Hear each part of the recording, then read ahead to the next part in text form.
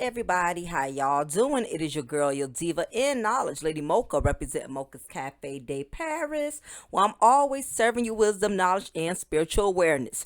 In my celebrity chase segment, your boy Nick Cannon is back in the media once again.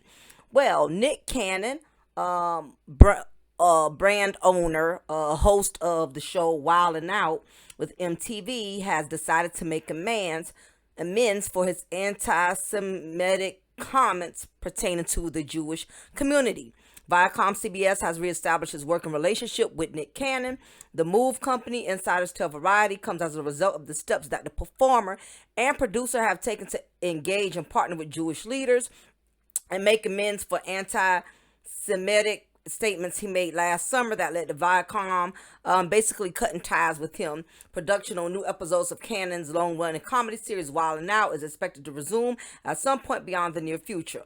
Old episodes of Wild 'N Out are returning to VH1's linear schedule this week. So Nick has not only apologized and taken responsibility for his comments, but he has also worked to educate himself and others through engagement with Jewish leaders and on his platforms. So basically, for those of you who are not aware of the situation with Nick Cannon, I would say it was probably was it last year when him and Professor Griffith, Professor Griffith was part of the group Public Enemy, for those of you who are not familiar with him. And everybody knows Professor Griff has always been a very, very extremely pro-black individual, which is why a lot of non-colored people are not really fans of him, but people that are very, very, very pro-black definitely see him as a leader when it comes to discussing issues pertaining to the black community. So basically, the 1989 rapper known as Professor Griff had made some anti-Jewish comments that derailed his career. So more than 30 years ago, when Griff appeared on the actor Nick Cannon's podcast in July, so it was July, the conversation about that moment nearly derailed Cannon's career. The divergent paths these two men traveled offer a kind of test case of celebrity repentance, or whatever you would like to call it. Cannon, after issuing two public apologies for referencing anti-Semitic ideas, was embraced by rabbis and leaders of Jewish organizations. So basically, Professor Griffith and Nick Cannon did a discussion talking about the Jews on Nick Cannon's radio show that basically Viacom is over.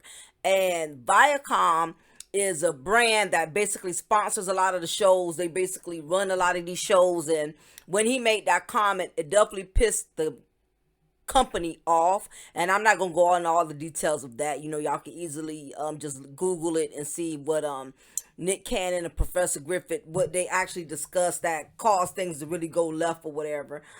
So basically, when him and Professor Griffith made a comment made those comments pertaining to the Jewish community, it basically got the plug pulled on Nick Cannon. So Nick Cannon had a lot of pro-black people coming to his defense, saying he was right for saying what he said, and Nick Cannon was very strong and adamant in what he was saying at that point in time. Like, I'm not apologizing. I'm not going to take it back. I'm standing on what I said. This is how I feel. And I'm not black sliding. That's what I call it.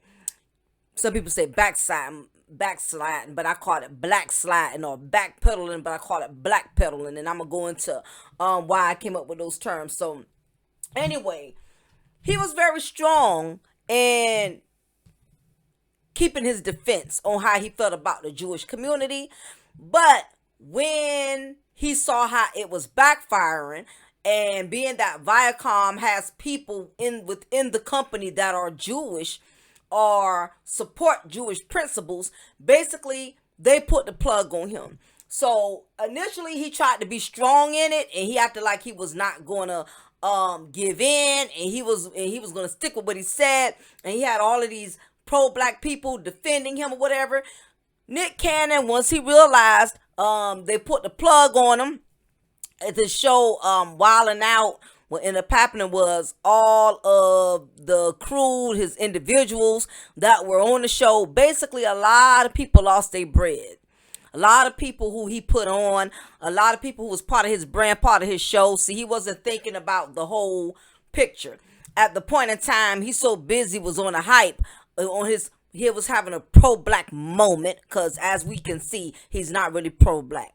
He just had a pro-black moment, and at that point in time, he got so hype in it, he didn't think about the backlash, he didn't think about the repercussions, and as to how it could affect his brand, how it was going to affect those who he put on, because everybody on Wild 'N Out, Nick Cannon is basically the reason they're getting a paycheck. So that's kind of like if you're working for a company and your manager or your boss, you know, whoever owns that company does something to piss customers off or piss other companies off who are the reason the whole company, including you as an employee, is able to profit. It becomes a domino effect. Everybody ends up losing out. Everybody ends up suffering. And that's what happened with Nick Cannon. When he made those racial comments against the Jewish community with Professor Griff, which we know is straight up pro-black. So he knew exactly what he was doing when he brought Professor Griff on his show, because Professor Griff is not one of those that's going to hold back. He's very pro-black. I mean, you know, if you really wasn't ready for it, you shouldn't have brought him on the show. But because you was having a pro-black moment, and what happened was Nick Cannon was smelling himself. He got biggity. He, you know, basically got on his high horse, and he felt like he was invincible. He felt like because he was the reason Viacom was getting a lot of money, and, you know, a lot of people he put on. People who he helped career come up, like DC Young Fly and all these other, you know, people that were doing Wild 'N Out with him or whatever. He really, you know, felt like he can get away with it. You know, I can say what I want to say. I'm the reason everybody making bread. I'm the reason everybody is, like, you know, doing well because of my brand and because of what I'm doing. And it backfired. And like when it happened was MTV put the plug, because MTV is one of those type of broadcast stations. They are very, very strict when it comes to racism, especially after this, you know, the George Floyd thing, and then, you know, really, you know, the LGBT community and all of that. That's really where it started from. That's who MTV seems to support the most, but I'm not going to go all into that. So, basically, MTV is very, very funny about anybody that's bringing any type of negativity to their to their business or their channels or their station or whatever. They definitely had to clamp down on that. You know, they was not going to play the radio with him. They're very big on that racism and you know, anything that's racial or anything that's anti-homosexual, anything pertaining to that, MTV is not going there. So again, they had put the plug on the Wild 'N Out show. So everybody that was on that show didn't get no bread for a long time. Everybody ended up basically, it's like you got fired. You go to work one day, not even knowing you're going to get fired. And you pull up and go to, you know, got on your uniform thinking you're going to clock in and make your hours to only be told, okay, y'all not coming in today. We have to shut down everything. Everything's on hold right now. And you're like, okay, what the hell? You know, I didn't see that coming. So basically, Nick carried a lot of weight on his shoulders when he did that. So, of course, a lot of people didn't come out and say anything negative about it. You know, a lot of his cast, you know, from Wild 'N Out. But I'm sure they felt some type of way, and I'm sure they most likely expressed that to him. And I'm sure he knew they was going to feel some type of way because, again, like I said, he was on his high horse hiatus. He did not think, you know, it was going to come back to backfire on him. And when it did, like I said, initially, he was going to stand strong, but once you start talking about the dollar bill, once you start talking about the money, all of a sudden the pro-blackness goes out the window. You black-pedaling because you got that backlash. And I want to address this issue, you know, just for a bit. I want to pump the brakes on, you know, a lot of these celebrities that claim to be so pro-black, but when the grits hit the fan and the heat gets turned up, now they are blackpedaling. All of a suddenly, you are realizing you shouldn't have said what you said. You not that pro-black dude. You not that black like you proclaimed to be in the initial beginning. Now, that you saw your career was getting to derail, now that you saw those checks from Viacom wasn't going to be hitting our bank account anymore, now all of a suddenly you want to black track. And this is the reason why I have a problem with black people, black folks who constantly idolize celebrities. I see it all the time on Twitter. I see it all the time on Facebook, social media. You cannot say anything about a celebrity without people coming for you, and it automatically want to call you a hater. Well, you just hating. And then that's my favorite part, when they say, well, at least they got money. At least they got money. I don't know what it is about black folks where we feel like because people have money, that struggling folks not supposed to have an opinion about them. That struggling folks not supposed to call them out on their bullshit. Guess what? You could be a millionaire and still be phony as hell. You could be a millionaire and still be fake as hell. Your money does not make you less artificial. And Nick Cannon has proven that. That's why a lot of y'all need to stop being hell-bent when it comes to these celebrities. Stop always running to their defense, always being loyal stands. There's nothing wrong with supporting them and watching their movies, buying their mixtapes or whatever. But these rap stars, these athletes, these female rap artists like Nicki Minaj, the Barbs always want to go in for people who have an opinion, or you have something to say about Beyonce, the Beehive coming in, like as if millionaires don't do dumb shit, and like millionaires don't eventually show their true colors, that they're phony. They're not really for people who are for them. You get what I'm saying? So, I'm not really surprised that Nick Cannon backtracked, just based on, and how can I say this appropriately? Just based on his options in women, it lets me know he never was really pro-black anyway. Not that I'm a hater, and I'm all for it. Any black man who wants to date outside his race, wants to be a Mr. Baskin Robbins and experiment with all type of assorted flavors, I don't knock that. I don't knock black women who want to date all type of people outside their race. I don't have an issue with that. But my thing is, you already know when people are not really living what they are preaching outside of the principles they claim they so strongly support.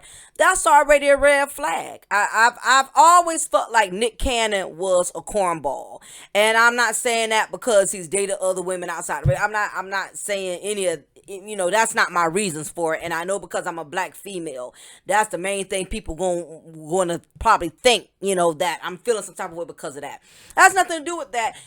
He just always strike me as a phony type of dude, as a cornball. To me, he's one of those guys that I think, like, for example, if him and his boys was to, like, go out one night, let's say him and a group of his homeboys decide to go out one night, and one of his homeboys did something, reckless or whatever. Like, let's say like his homeboy, one of his homeboys got drunk up and probably shot another dude in the club because they was all going out having a guy's night out, and he was to be under investigation, and they were to ask him, and they were to approach him, the police were to and put him in an interrogation room, and they would ask Nick Cannon, okay, did you see your homeboy shoot this man who died, when y'all was at the club and popping bottles? You know what I'm saying? I strongly believe Nick Cannon would snitch on his homeboy. He just gives me that vibe, like, I only have your back. I do have your back, but I only have it to a certain degree. Only reason why Nick Cannon had apologized, it had nothing to do with trying to look out for those who he have on his show. It had nothing to do with, him wanting to learn about the Jewish community. All that's just an act. I think it really has everything to do with the fact that it all boils down to $1. It boiled down to $1. Because basically for him to be so smart, he's not that smart because, again, Viacom, other people is over his show. When his show started getting big, before it got ugly and that incident occurred, he should have jumped ship and started doing his own thing anyway.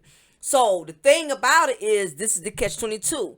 Even though he's made amends with Viacom, and I guess they're gonna sometime later on, let the shows, the Wild 'N Out shows, start airing again, and they start They're going to give him that opportunity to rebuild his brand. So I guess he's probably going to get with his crew, and they're going to probably start filming and all of that. So by next year, we may start seeing some new episodes of Wildin' Out, which I'm not a fan of Wildin' Out, honestly. I think Nick Cannon is too old to be goofy. I just honestly think he should be in the background and let another younger dude host the show and take his place. He's a father. I just don't think it fits him anymore. To me, he's looking corny, damn near pushing 40s, and he's still, acting like this damn class clown. I don't know. Maybe I'm 41, so to me, I'm just not a fan of the show anyway. But I really think he should, especially after what he did, he should pass the baton down if he had any sense, and let a younger guy, somebody who's just as, got just as much spaz or pizzazz as he used to have. Let DC young boy, let somebody else just kind of take over, and you sit in the background and do like Russell Simmons used to do on Def Comedy Jam. Just come in at the end and say, thank you for coming out tonight. Y'all have a God bless that night, and let that be. I don't think Nick Cannon needs to be in the front anymore, because even if Viacom has agreed, he just tainted himself. You know what I mean? Because the pro-black community was going hard for him, so I just think, he should be in the background. But damn, I forgot the point I was going to make.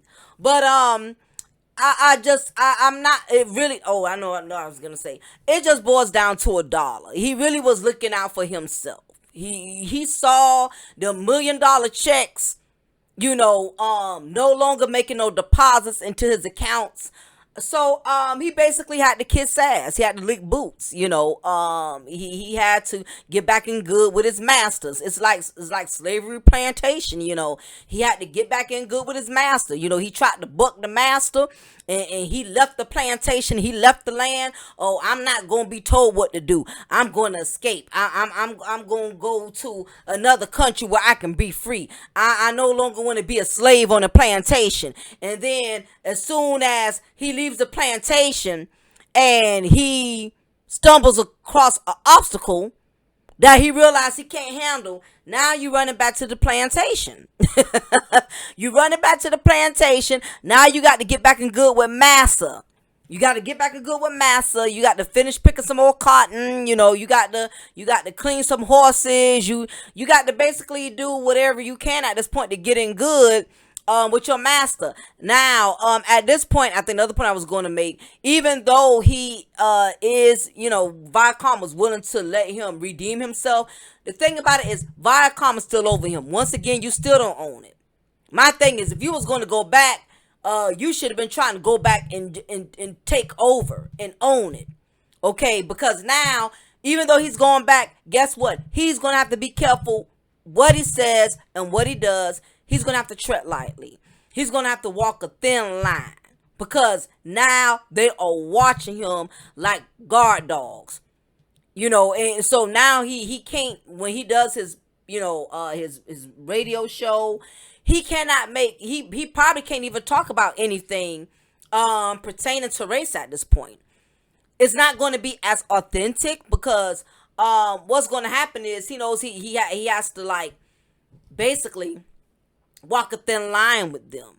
He may even go so far as to talking about Jewish topics. I won't be surprised if he made a deal with them that when he does the radio show, he's going to probably invite Jewish people on and talk about the Jewish community. I believe he signed a deal with the devil, and I'm not saying that the Jewish community are devilish, because they are not. I believe everybody should be treated with respect, whether if you black, white, gay, straight, nobody should be disrespected regardless of what. But when I say made a deal with the devil, he made a deal as far as he signed up to basically not be able to be true to himself. That's what I mean by making a deal with the devil. Not Viacom, not the Jewish people, none of that. He basically signed a deal not to be true to himself.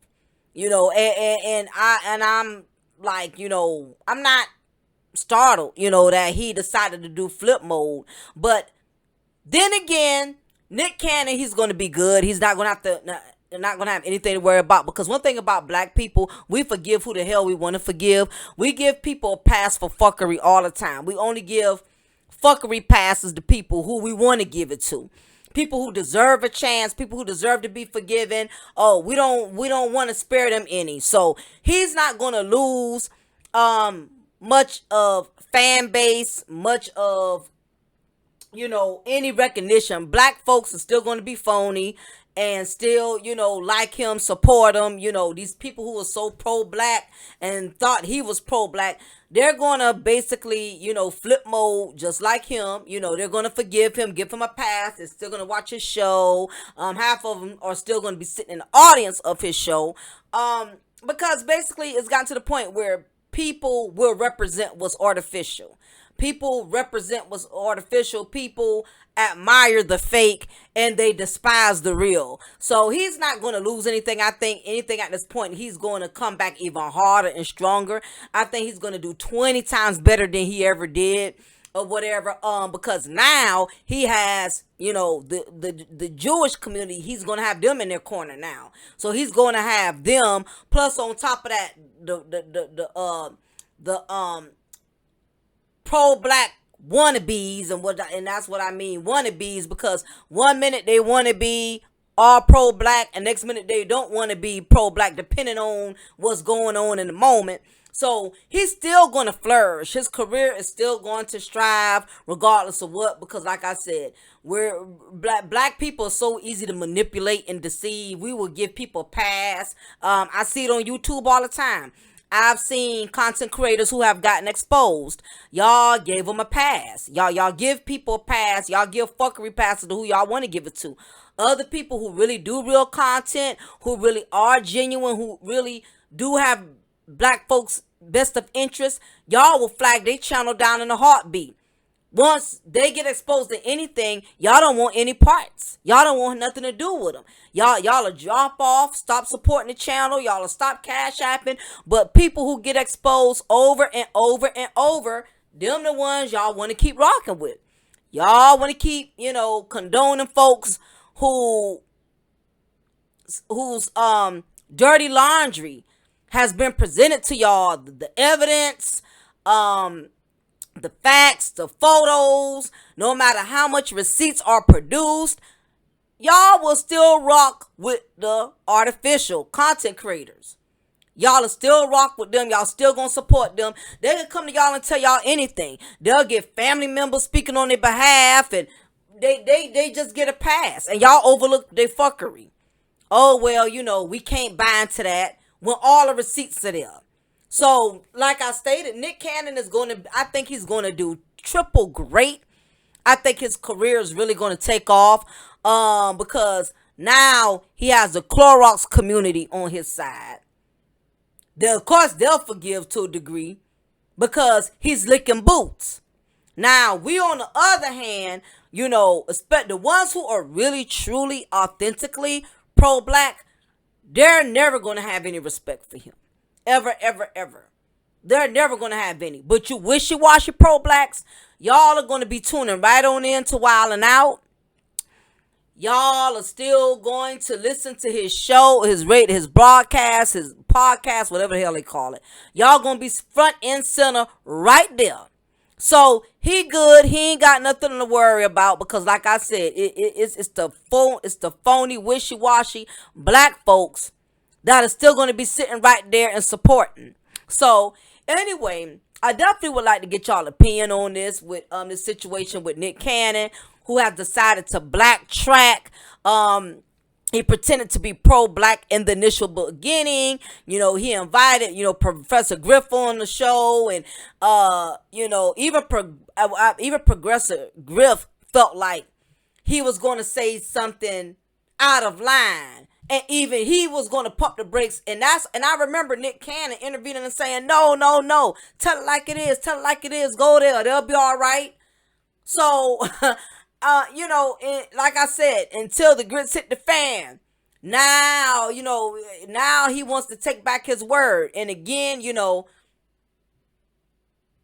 all of this just boils down to people going to look out for themselves. This is why I'm now hell bent on celebrities. I don't defend them jokers. I'm not part of no beehive, no no barbs, no whatever, whatever y'all got going. These celebrities are exposing themselves more and more and more. These people y'all worship and treasure. Now they got T.I. and Tiny. Now VH1 done cut ties with them, because of this accusation that has been made, you know what I mean? So, and it may not be, but it's just the point of the matter. Y'all really give these celebrities, y'all worship the ground they walk on. Y'all think because they millionaires, they don't do dirty shit, they don't live dirty lives, they don't have filthy ways of living. You get what I'm saying? So, again, I would like to hear y'all opinion on the situation with Nick Cannon. Do y'all think his career will thrive behind this? Do y'all think that his career will plummet? What is y'all opinion? Do y'all think he did the right thing? Maybe that's really the answer I want to know. Do y'all think Nick Cannon did the right thing? Because at the end of the day, you do have to take care. He does have to take care of his kids. He got seeds. He got to feed.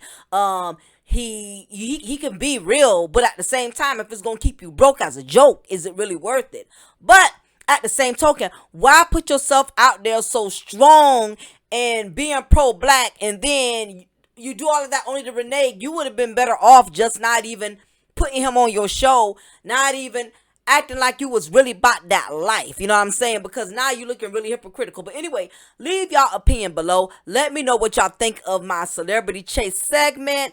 Give me an opinion. Give me y'all opinion on the situation, because I really would like to hear what y'all think with this black lashing and black tracking and black peddling. So anyway, y'all, also before I get ready to go and shut it down, ladies, please, I have a lot of content that I'm working on for y'all. If you haven't already, sign up to Mocha's Ladies Lounge. That's going to be my channel specifically for women. It's going to be a lot of things over there I want to discuss with y'all. And I know men, they don't always want to hear all kind of girly shit. So I have to put it over there, you know what I mean, to separate my male subscribers from not being annoyed with all this womanly issues and stuff that we need to talk about amongst each other as black women. So anyway, please subscribe over there. I at least want 100 subscribers. I'm nowhere near 100 subscribers yet. So please make sure y'all register, ladies, to Mocha's Ladies Lounge. Once I at least get 100 of y'all, I will start uploading a lot of content over there like I do over here. So anyway, y'all, I'm gonna shut it down. Don't forget to hit the like button. It's only a second. Make sure you do that now before you forget, before you log off. So anyway, this is your girl, your diva and knowledge, Lady Mocha. Remember, I'm going to always pour you a cup of truth. I'm going to always break you off a slice of knowledge. Y'all be blessed. Take care. Holla at y'all soon. Bye.